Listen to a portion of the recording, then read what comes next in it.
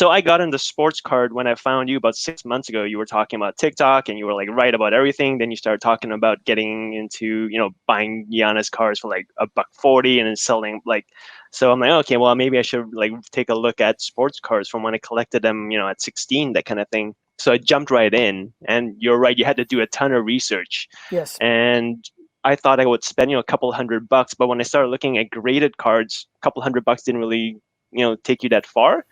So I kind of blew, like my budget right there. So my question for you is, if you have a limited budget, under $1,500 or something, would you rather which is go? 99% of people, and which is the whole way I Yeah, lived my whole life with sports cards the first time. So for I sure. understand. Go ahead. So would you rather go graded cards, or would you rather buy raw and ungraded and try and grade them? Because I kind of learned on this kind of like journey that buying raw and ungraded, you almost need a skill to almost pre-grade them. Not a skill, real skill to pre-grade them.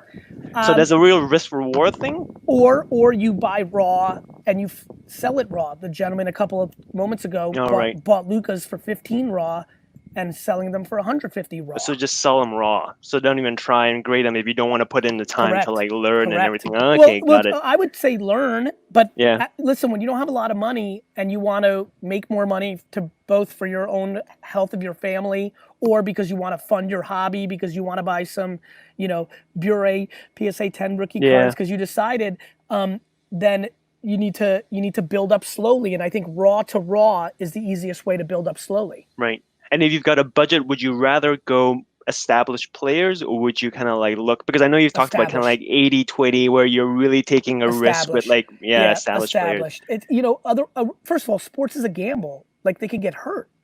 Yeah. You could be all excited about Jaren Jackson Jr., but if he gets hurt, the market's going to be soft.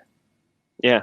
Well, that's what I bought a couple like Kobe Bryant rookie cards where you almost knew with like Hall of Fame, that was almost like guaranteed. Even nothing's guaranteed, but it was almost guaranteed to go up, right? Let me say this, nothing's guaranteed, but it's like buying real estate in Manhattan or buying like a blue chip 50-year company stock.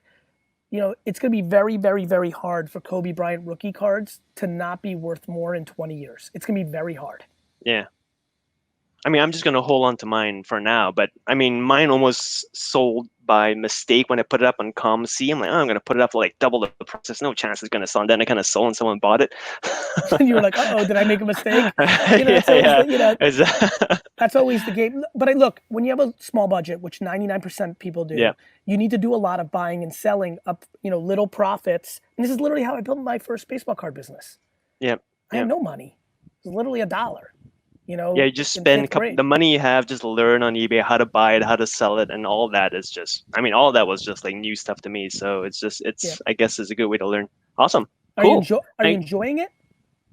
I'm definitely enjoying it. It's just like, I enjoy like lots of different things. And it was just such a shock getting back into it from like, 1990 hockey cards. Like, you think that it's like completely different. So yeah. Awesome. Yeah, for sure. Awesome. Definitely enjoying for sure. All right. Awesome, Gary.